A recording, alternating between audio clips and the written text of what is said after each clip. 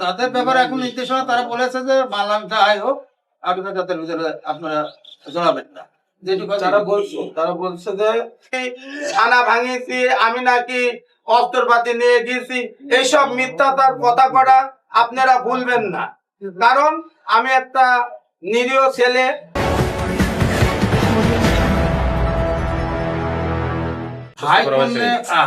High command থেকে নির্দেশনা আছে কোনো প্রকার অন্যায় অবৈধ লুটপাট অগ্নিসংযোগ যাতে সাধারণ মানুষ আমার এবার অতিষ্ঠ হয় তাদের ব্যাপারে এখন নির্দেশনা তারা বলেছে যে মানলাম যাই হোক আপনি তাদের ভিতরে আপনারা জড়াবেন না।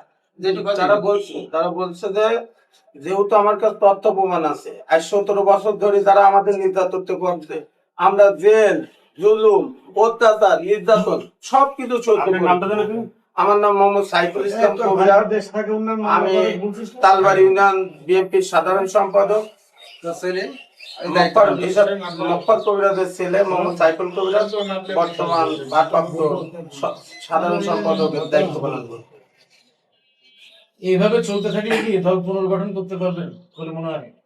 না, আমরা তো গোলমাল করবো না বা গোলমালের ভিতরে ধরে তো যাচ্ছি না। আমরা আছি যেহেতু একটা ইউনিয়ন, আস্তে আস্তে তারপর ইউনিয়ন একটা মানচিত্র থেকে বিচ্ছিন্ন হয়ে যাচ্ছে, মানে শেষ হয়ে যাচ্ছে। ওই জন্য আমরা সরকারের প্রতি আহ্বান আবার অধ্যাপক সচিবের নেতৃত্বে সে প্রমাণ দিতেছে যে শান্তিপূর্ণ একটা মানববন্ধন করি, এই সরকারের দাবি করবো সরকার যাতে এভাবে পদক্ষেপ নেয় যাতে আমরা ইউনিয়নটা বাঁচাতে পারি। এই জন্যই আমরা আপনাকে মানববন্ধন করি। আমার কথা হচ্ছে যে আমরা যারা বিএনপির নেতৃবৃন্দ 9টা ওয়ার্ডে আছি, তালবাড়ি ইউনিয়নটা শহীদুল ইসলামের হাতে গড়া সংগঠন। তিলে তিলে শহীদুল ইসলাম এই সংগঠনটা মিরপুর ভেড়ামারা উপজেলায় তৈরি করছে। তার হাতে গড়া সংগঠন তালবাড়ি ইউনিয়ন সংগঠন, শহীদুল ইসলাম, অধ্যাপক শহীদুল ইসলাম।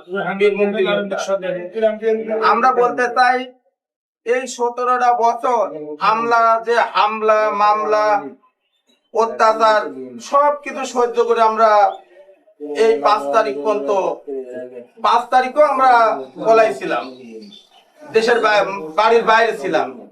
এখনো যদি এই আওয়ামী লীগের চক্রান্তই যদি আমাদের বাইরে থাকতে হয়, আমাদের নামেই যদি কেস কাছারি হয়, যে মুসা হান্নানের বাইরে এক পা ফেলার মতো ক্ষমতাই 17 বছরে ছিল না, সে দাবি করে আমি বিএনপি। সেই ইউনিয়নের একটা কোনো পদেই নাই, মানে একজন যে সে একটা কর্মী হবে, সেই কর্মী হওয়ার যোগ্যতা তার নাই। এই জন্য আমার নেতা কর্মীর কাছে আমি সুরভ সাহেবের কাছে বলছি, জাকির সাহেবের কাছে কথা বলেছি, কুতুব সাহেবের সাথে কথা বলেছি। তারা একটা কথাই বলে, আমার কাছে পেপার সাথ পাঠায়নি কথা। আমি সব দপ্তরে কালকে থেকে পেপার পাঠাই দিছি। আরো পেপার আমার কাছে আসবে। আর আমার যে সংগঠনটা এর ভিতর যদি এই 17 বছরে কেউ একটা লোকও ফুলের মালা দিয়া দেখাতে পারে আমার সংগঠনের ভিতরে, আমার যেহেতু তারেক রহমানের নির্দেশে আমরা তার অনুসারী, আমরা দল করি ধানের শীষ, মরহুম জিয়া রহমানের আদর্শের ওপর আমাদের দল। আমরা চাই আমাদের দল খুব নিরিবিলি দল, এরা কোনো জুলুম অত্যাচার কারো করতে পারবে না।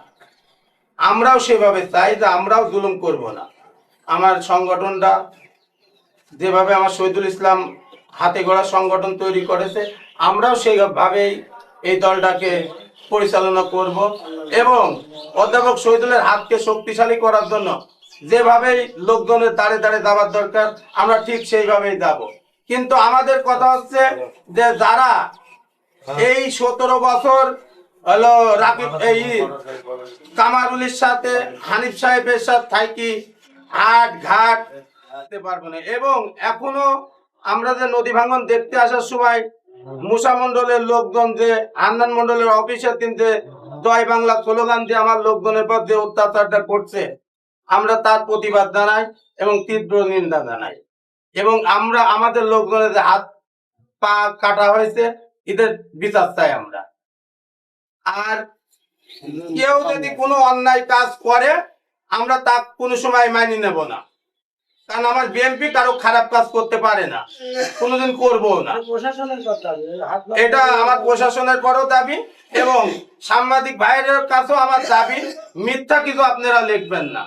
আমি যেহেতু তালবাড়ি ইউনিয়নের একটা ছোট হই আর বড় হয়ে একটা পোস্টে আছি, আমার পর মেলা ধর আসতে পারে। আপনার কাছে আমার অনুরোধ হলো, আমি লেখির সময় যে সাংবাদিক করা ছিল, এখন তারা আমার বিরোধে মেলা কিন্তু কলম ধরেছে। সেদিন আমি কি পত্রিকায় দেখলাম, ওটা এই পত্রিকাটা দেখলাম আমি নাকি থানা ভাঙিয়েছি, আমি নাকি অস্ত্রপাতি নিয়ে গিয়েছি। এইসব মিথ্যাচার কথা করা আপনারা ভুলবেন না, কারণ আমি একটা নিরীহ ছেলে, তালবাড়ি ইউনিয়নের ছোট একটা দায়িত্বে আছে। আর আমরা এইসব অবৈধ কাজকে আমরা প্রশ্রয় দেব না। এই জন্য সাংবাদিক ভাইদের কাছে আমার বিনীত অনুরোধ থাকলো যে আপনারা সঠিক তদন্ত করা বাদে আমাদের বিরুদ্ধে কোনো কলম ধরবেন না। তদন্ত করি যাতে আমার কোনো ফল থাকে, আপনারা কলম ধরবেন, আমার কোনো রকম বাধা থাকবে না।